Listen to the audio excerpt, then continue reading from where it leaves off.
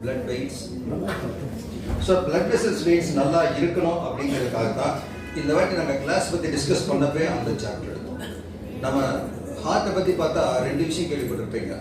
Cardiac arrest, இன்னொன்று வந்து heart attack. ரெண்டுக்குள்ள difference என்ன? ஒன்று வந்து ஹார்ட் வந்து தன்னுடைய பம்பிங் எனர்ஜி வந்து அப்படியே இல்லாமல் போயிடும். ஒரு செகண்டில் அப்படியே நின்றுடும். சுருங்கின கண்டிஷன்லையும் இருக்கலாம், விரிஞ்ச கண்டிஷன்லையும் இருக்கலாம், ஆனால் நின்றுடும். ஏன்னா ஹார்ட்டுக்கான எனர்ஜி வந்து சுத்தமாக இல்லை. இன்னொன்று வந்து ஹார்ட் நல்லா பம்ப் ஆகிட்டு இருக்கும், பிளட் ஃப்ளோ அழகாக இருக்கும். ஆனால் அங்கே என்ன பிரச்சனைனா பிளட் வெசல்ஸில் அடைப்பு இருக்கலாம், பிளட் வெசல்ஸில் டேமேஜ் இருக்கலாம், பிளட் வெசல்ஸ் சுருங்கி இருக்கலாம், ஏதாவது ஒரு ரீசன் இருக்கலாம். அப்போ இதை வந்து நம்ம ஹார்ட் அட்டாக்காக எடுத்துக்கலாம். ஸோ ஹார்ட் அட்டாக்கும் வேணாம், கார்டியக் அரெஸ்ட்டும் வேணாம். ஸோ இது எல்லாம் எங்கிருந்து நம்ம உற்பத்தி ஆகுது, எங்கிருந்து கிளம்புதுன்னா, பொதுவாகவே நம்ம நம்முடைய காலத்து ஆட்கள் வந்து அந்த காலத்தில் என்ன சொல்லியிருக்காங்கன்னா, மருத்துவம் அப்படிங்கிறது வந்து நம்ம வெளியிலேருந்து எதாவது எடுத்துக்கிறோமா அப்படின்னா எடுத்துக்கலாம். நான் நிறைய பேர் சொல்லுவேன், ஒரு சார்பிரேட், உதாரணமாக ஹார்ட் பேஷண்ட்ஸ் சார்பிரேட் இந்த மெடிசன் கேள்விப்பட்டிருப்பீங்க, நாக்கில் வச்சுக்குவாங்க. அது என்னென்னா ரத்தத்தை வந்து கொஞ்சம் டைல்யூட் பண்ணும், அப்போ ரத்தம் எல்லாமே எல்லா ரிசல்ட்ஸில் போகும். ஆனால் அது சரியான சிஸ்டமா அப்படின்னா கிடையாது. இயல்பாக நம்ம ஹார்ட் நல்லா பம்ப் ஆகணும், இயல்பாக நம்ம பிளட் வெசல்ஸ் நல்லா இருந்தால் நம்ம வந்து நார்மலாக இருக்கலாம். இந்த நம்ம நார்மலாக இருக்கிறதுக்கு நமக்கு வந்து சில என்னன்னா பல மருத்துவ சிஸ்டத்தில் என்ன சொல்றாங்கன்னா, நம்ம உடம்பு வந்து பொதுவாகவே ஜீவன் சொல்லுவோம். ஜீவன்னா உயிர். இந்த உயிர் ஜீவன் வந்து நல்லா இருக்கணும் அப்படின்னா நம்ம உடம்புல 3 ஓட்டங்கள் வந்து எப்பவுமே சீராகும். இந்த 3 ஓட்டங்கள் என்னன்னா வெப்ப ஓட்டம், நீரோட்டம், வாயு ஓட்டம். இந்த 3 ஓட்டமும் நம்ம உடம்புல வந்து பெர்ஃபெக்டா இருக்கும். இது பெர்ஃபெக்டா இல்லாம எப்பெல்லாம் மாறுதுன்னா, ஒன்று ஆக்சிடென்ட் அடிபடுறது, இல்லை தேவையில்லாமல் ஏதாவது ஒரு அடி, நம்மளா அடி போடுறது, எங்காச்சும் அடி வாங்குறது, ஏதாவது ஒரு விஷயத்துல அடிபடுறது, டேமேஜ் ஆகுது. அப்போ இந்த 3 ஓட்டங்களில் ஏதாவது ஒரு ஓட்டம் அடிப்படும். இது இல்லாம இயல்பாகவே நம்ம உடம்புல வந்து சில தடைகள் ஏற்படும். இந்த வெப்ப ஓட்டத்திலேயோ, நான் சொன்ன மாதிரி வாயு ஓட்டத்திலேயோ, நீரோட்டத்திலேயோ ஏதாவது ஒரு தடைகள் ஏற்பட்டால் அந்த இடத்துல வந்து நிச்சயமா நீங்க எந்த மெடிசன் எடுத்தாலும் வேலை செய்யாது. ஏன்னா நீங்க ஒரு மாத்திரை போடுறீங்க, அந்த மாத்திரை என்ன பண்ணுதுன்னா, அந்த மாத்திரையில நீங்க அது எந்த மாத்திரை போட்டாலும் அது இமீடியட்டா லிவருக்கு போகும். லிவர் வந்து அதை அவங்க ரத்தத்துக்கு என்ன வேணுமோ அதை கொடுக்கும். அந்த ரத்தம் வந்து அது கொண்டு போய் அந்த ஆர்கானை கொடுத்துடும், சரி பண்ணலாம். ஆனா தடை வெப்ப, நான் சொன்ன இந்த 3 ஓட்டங்களை தடை ஏற்படுறப்போ இந்த மாத்திரை என்ன செய்யும்? நீங்க எத்தனை நாள் மாத்திரை போட்டாலும் அது வேலை செய்யுமானா கண்டிப்பா அங்க ரிசல்ட் கிடைக்காது. ஹோமியோ சிஸ்டத்திலேயே வந்து அந்த ஹனிமன் என்ன எழுதியிருக்காரு தெரியுங்களா? என்னதான் நீங்க வந்து ஹோமியோ மெடிசன் கொடுத்து உங்களுக்கு ரிசல்ட் கிடைக்கலனாலும் கடைசியா நீங்க என்ன பண்றீங்கன்னா, முடிஞ்சா வேற சிஸ்டத்துக்கு அனுப்பிச்சிருங்க. ஸோ அப்ப என்னன்னா, அக்குபஞ்சர் நம்ம கத்துட்டு இருக்கோம், தெரியும் நமக்கு. ஆனா அக்குபஞ்சர் கூட டாக்டர் கத்துட்டோம், எல்லாமே என்னென்ன கிடைக்குதோ எல்லாமே நம்ம படிச்சுட்டு இருக்கோம். கூட இந்த வர்மா எங்க ஹெல்ப் பண்ணுதுன்னா, இந்த இடங்கள்ல ஹெல்ப் பண்ணும். உதாரணம், இந்த தடைகள் நான் சொன்ன மாதிரி வெப்போட்டம், நீரோட்டம், வாயோட்டம், இந்த தடைகள் ஏற்படுறப்போ அதுல தான் அதை வர்மத்துல தான் அதை சரி பண்ண முடியும். அப்போ வந்து நம்ம என்னன்னா, அட்லீஸ்ட் கொஞ்சமாவது எல்லாரும் கொஞ்சம் வர்மத்தை கத்துக்கலாம். வர்மத்தை வந்து நம்ம புக்கு படிச்சு கத்துக்கலாமா, இல்லை இன்டர்நெட்ல போய் கத்துக்கலாமான்னா ரொம்ப தப்பு. முடிஞ்ச மட்டும் இது வந்து ஒரு குருகுல கல்வியா தான் அந்த காலத்துல இருந்திருக்கு. நானும் நிறைய புக்குகளை பார்த்துட்டேன். என்ன சொல்றாங்க, அந்த புக்கோட முடிவில் அவங்க என்ன ரிசல்ட் எழுதுறாங்க, அந்த ஃபைனல் என்ன எழுதுறாங்கன்னா, ஒரு நல்ல குரு கிட்ட கத்துக்கோங்க தான் சொல்றாங்க. நான் வந்து என் தாத்தா கிட்ட கொஞ்சம் கத்துட்டேன், முழுசா கத்துக்கல, மொத்தம் கத்துட்டேன். ஸோ அப்படி இருக்கிறப்போ நான் வந்து எனக்கு என்னன்னா, நம்ம ஆளு எல்லாருமே நீட்டில் வர்றாங்க, ஒரு பிரச்சனைக்காக வர்றாங்க. அந்த ட்ரீட்மெண்ட் நம்ம ஒரு பாயிண்ட்ஸ் செலக்ட் பண்ணுறோம், ஊசி போட்டாச்சு, டான் பண்ணியாச்சு, எல்லாமே பண்ணுறோம். கூட வர்மம் கொஞ்சம் முக்கியமான பாயிண்ட்ஸ் தெரிஞ்சுட்டா நம்ம கையோட ரிசல்ட் கொடுத்து அனுப்பலாம். பொதுவாக எங்கிட்ட வர சில பேஷன்ஸ் எல்லாம் சிங்கிள் சிட்டிங் தான். ஆல்மோஸ்ட் என்னுடைய சென்டரில் பார்த்தீங்கன்னா ஆச்சரியமாக வந்து ஏதாச்சும் இந்த கல் சொல்லுங்க அது இதுக்கெல்லாம் வருவாங்க, நிறைய பிரச்சனைக்கு வருவாங்க. சிங்கிள் சிட்டிங் நடத்துறது வழக்கம் இருக்கு. ஏன்னா நீட்டில் போடுறேன், டான் தெரப்பி கூட வருவோம்.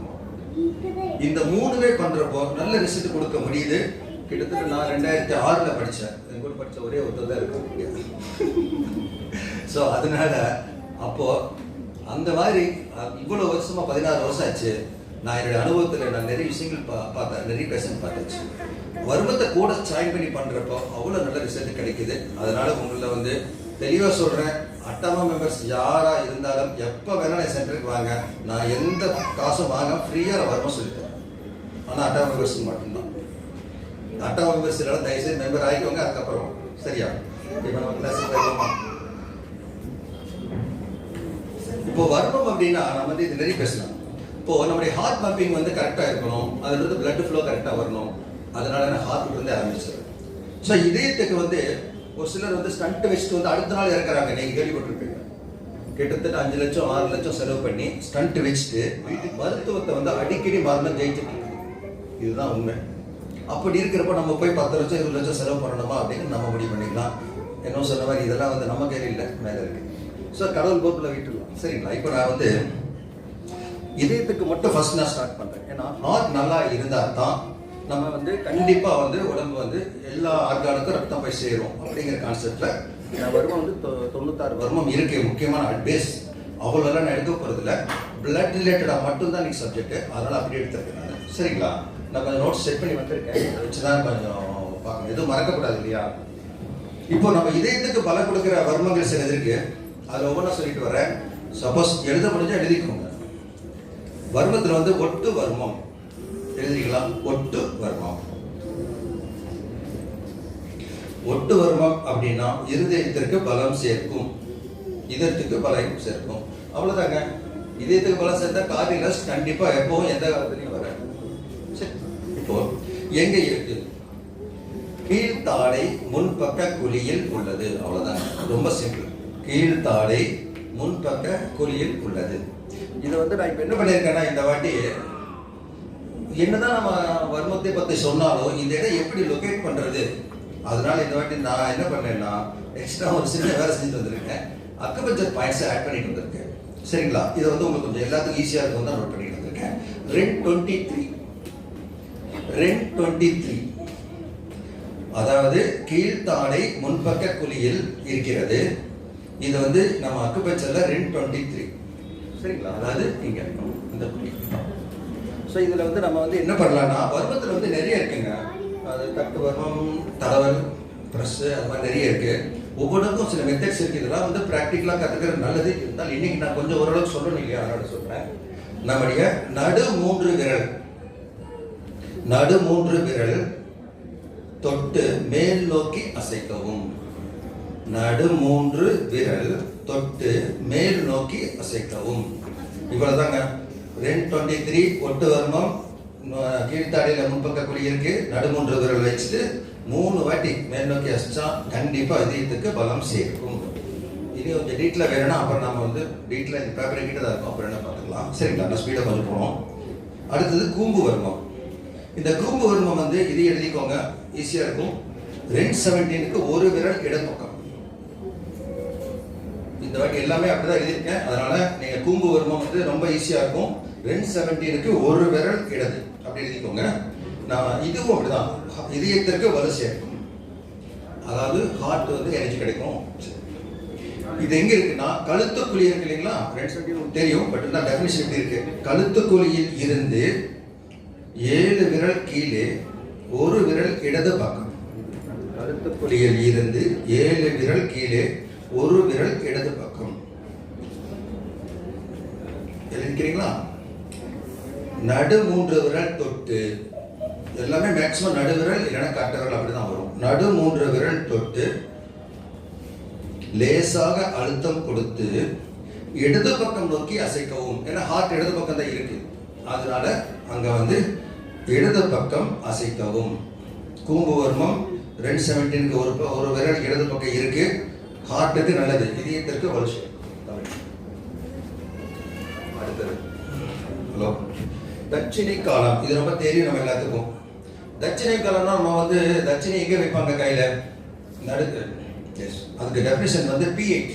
நம்ம அக்குபஞ்சர்ல வந்து அது பாயிண்ட் வந்து pH. இதயம் வலுவாகும். அவ்வளவுதாங்க. ஹார்ட் அவ்வளவு சூப்பரா எனர்ஜி கிடைச்சிடும். இது வந்து எங்க இருக்குன்னா நடுவிரல், மோதிர விரல், உள்ளங்கையில் பதியும் இடம் அப்படிங்கிறது வர்ம புக். அந்த வர்ம புக்கில் அப்படிதான் இருக்கும். சரிங்களா? நடுவிரல், மோதிர விரல், உள்ளங்கையில் பதியும் இடம். இதை எப்படி ஒர்க் பண்ணலாம், ஆக்டிவேட் பண்ணலாம் அப்படின்னா நடு 3 விரலால் இடம் வலம் அசைக்கவும். நடு 3 விரலால் இடம் வலம் அசைக்கவும். இதயத்திற்கு வலு சேர்க்கும், இதயம் வலுவாகும். தட்சிணை காலம். சரிங்களா?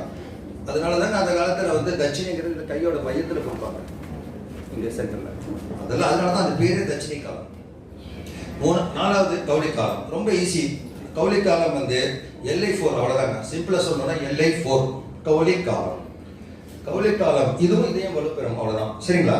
கட்டை விரல் எலும்பும் படிச்சுதான். கட்டை விரல் எலும்பும் ஆள்காட்டி விரல் எலும்பும் சேரும் இடம். இதுல வந்து பிரஸ் பண்றது கொஞ்சம் வித்தியாசமா பிரஸ் பண்ணணும். நான் காட்டுறேன். இந்த பாருங்க, இந்த 3 விரல் வச்சுக்கோங்க. இப்படி ஹரிஜான்டல், அது LI லெவலில் வச்சு இப்படி வச்சுட்டு ப்ரெஸ் ரிலீஸ் 3 விரல் இப்படி 3. இந்த இது உங்களுக்கு தெரியுதா பாருங்க, இப்படி வச்சுக்கோங்க. சரிங்களா? இப்படி கை சப்போர்ட் பண்ணிட்டு ப்ரெஸ் ரிலீஸ். ஓகேவா? கொஞ்சம் ஒரு சிலது கொஞ்சம் டிஃப்ரெண்ட்டாக. ஸோ இப்போ நான் இதே 4 தான் எடுத்திருக்கேன்.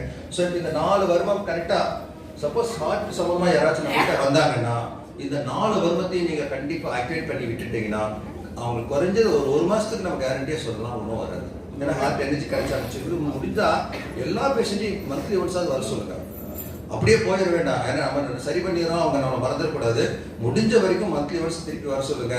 இது மாதிரி முக்கியமான சில விஷயங்கள் அவங்க உடம்புக்கு தகுந்த மாதிரி எது வேணுமோ அதை கொஞ்சம் நம்ம செஞ்சுட்டோம்னா மரணத்தை தடுக்க முடியாது. இருக்கிற வரைக்கும் கொஞ்சம் நல்லா இருக்கலாம். சரிங்களா? இப்போ அடுத்தது ஆச்சு, ஹார்ட் நல்லா பம்ப் ஆகுதா, ஹார்ட்ல இருந்து பிளட் நல்லா வருதா. இது ஃபர்ஸ்ட் எங்கே போகணும்னா, நீங்க அடிக்கடி கேள்விப்பட்டிருப்பீங்க மூளைச்சாவு. அதனால இப்போ ஃபர்ஸ்ட் நான் பிரெயினுக்கே வரேன்.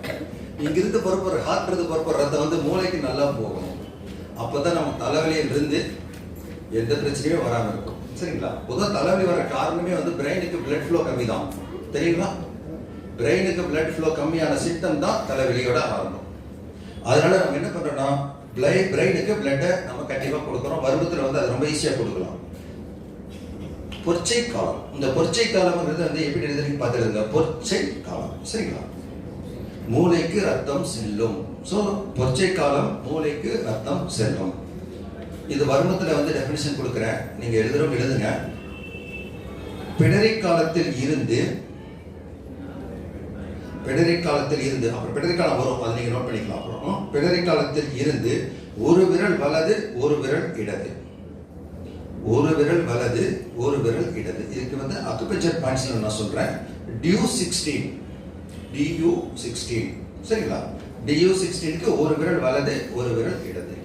இது உங்களுக்கு ஷார்ட்டா சொல்லணும் தான் நோட் பண்ணேன். DU16 ஒரு விரல் வலது, ஒரு விரல் இடது. இதை வந்து என்ன பண்றோம்னா கட்டை விரலால் மேல் நோக்கி தூக்கவும்.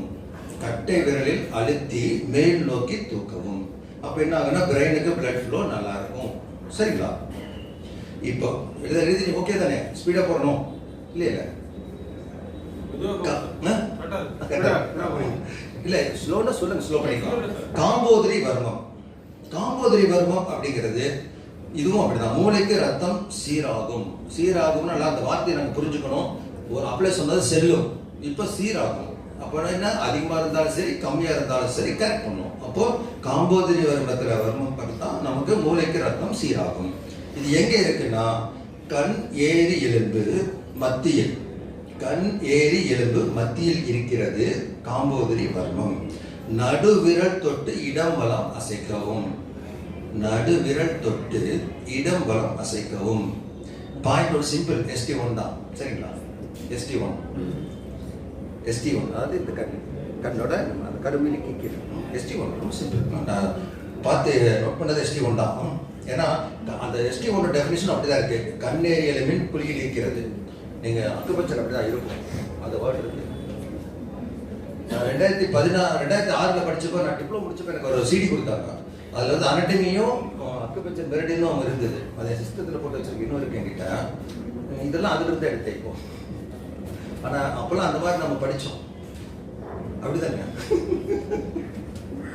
இல்ல, நான் நிஜமாவே இந்த வாரம் ஒரு 3 நாள் இதுக்காக நான் ஒர்க் பண்ணேன். எங்கிருந்து எடுத்தேன்னா இதெல்லாம் இந்த பாயிண்ட் அக்குபஞ்சர் பாயிண்ட் எடுக்கணும்னு தோணுன்னு எனக்கு அதுதான் அந்த சிஸ்டத்துல இருந்தது.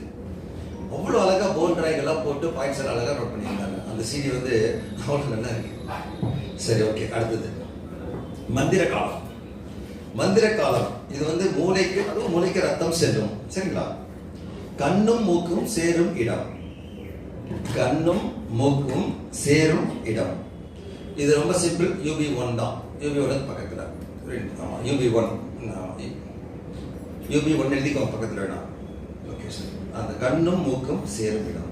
இதை எப்படி ஆக்டிவேட் பண்ணோம் அப்படின்னா, ஒரு புறம் கட்டை விரல், ஒரு புறம் நடுவிரல், ஒரு புறம் கட்டை விரல், ஒரு புறம் நடுவிரல் வைத்து மூக்கின் எலும்பு சார்த்து மிதமாக அழுத்தவும். பொதுவாக வர்மம் வந்து மைல்டா ப்ரெஸ் பண்ணாலே போதும் சொல்றாங்க, எங்கேயுமே அதிகமாக ப்ரெஸ் கொடுக்க வேண்டாம்னு சொல்றாங்க.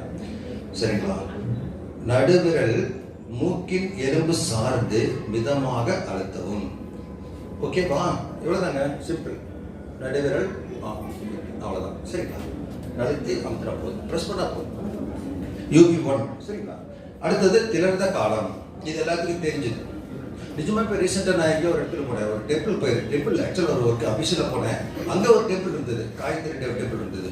அங்கே போனோன்னே அங்கே பூசாரி என்னை கூட்டிகிட்டு போயிட்டு இப்படி பொட்டை வச்சு மேலே எடுத்து விட்டாங்க. உங்கள் ஏரியா தான், எதிர்பாளையத்தில், ஒரு கன்சர்ன் சார், எதிர்பாளையத்தில் தான் காயத்ரி டெம்பிள் போயிருந்தேன் சார். சைட்டுக்காக போனேன். அங்கே பில்டிங்குள்ளே டெம்பிள். அங்கே அவர் வந்து பூசாரி போட்டு முதல் பொட்டு வச்சுட்டு தான் உள்ளே விட்டார். அதுக்கப்புறம் இந்த வர்மத்தில் பாருங்க, மூளைக்கு ரத்தம் செல்லும். இது வந்து நம்ம பாயிண்ட்ல வந்து எக்ஸ்ட்ரா ஒன், அக்குபஞ்சர் பாயிண்ட்ல வந்து எக்ஸ்ட்ரா ஒன். நம்ம எல்லாரும் தினமும் பொட்டு வைக்கிற இடம் அதுதான். அதுவும் எனக்கு அவர் மேலே வச்சுட்டாரு. எப்படி பாருங்க, மூக்கும் புருவமும் சந்திக்கும் இடம், மூக்கும் புருவமும் சந்திக்கும் இடம், நடுவிரல் தொட்டு மேல் நோக்கி அசைக்கவும். நிஜமா பெருமாள் கோயிலுக்கு போனாலும் சரி, நீங்க மேக்சிமம் பொட்டு வச்சு மேலதான் இழுத்து விடுவாங்க. எவ்வளவு அழகா நம்முடைய சிம்டம்ஸ் இருந்தோம். அது நிஜமாவே நம்முடைய பாரம்பரியம் எப்படி இருந்திருக்கு அப்படின்னா ஆச்சரியமா தான் இருந்திருக்கு. சரிங்களா? நடுவிரலால் தொட்டு மேல் நோக்கி அசைக்கவும். மிதமான அழுத்தம். கண்டிப்பாக மிதமான அழுத்தம் கொடுக்க முடியாது, எக்ஸ்ட்ரா ஒன்று வந்து லைட் ப்ரெஷர் கொடுத்த போதும். இதுவும் மூளைக்கு ரத்தம் செல்லும். சரிங்களா? இனி மூளைக்கு ரத்தம் செல்ல ஒரு பாயிண்ட் இருக்கு, அதை எடுத்துக்கலாம். செவி குற்றி காலம். இந்த வர்மம் வந்து செவி குற்றி காலம். இந்த பாயிண்ட் வந்து அக்குபஞ்சர்ல வந்து TW17, ட்ரிபிள் வார்மர் 17, TW17 செவி குற்றி காலம். மூளைக்கு ரத்த ஓட்டம் சீராகும். சரிங்களா? இது ரொம்ப ஈஸிங்க. காதில் பின்பக்கம் உள்ள குழி அப்படியே வச்சே பார்த்துக்கோங்க எல்லாரும். காதுக்கு பின்பக்கம் ஒரே ஒரு குழி தான் இருக்கும். நீங்க என்ன காதுக்கு பின்பக்கம் கை வச்சீங்கன்னா ஒரு குழி தான் இருக்கும். அங்கேதான் செவி குற்றி காலம். இதை மட்டும் நீங்க ப்ரெஷர் கொடுத்தீங்கன்னா மூளைக்கு ரத்த ஓட்டம் சீராகும். ரொம்ப சிம்பிள். கண்டிப்பா வர்மத்தை மட்டும் கொஞ்சம் அழகா கத்துட்டோம்னா எல்லா பேஷண்ட்டுக்கும் ரிசல்ட் கொடுக்கலாம். சரிங்களா? ஓகே, நம்ம மூளைக்கெல்லாம் ரத்தம் கொடுத்தாச்சு.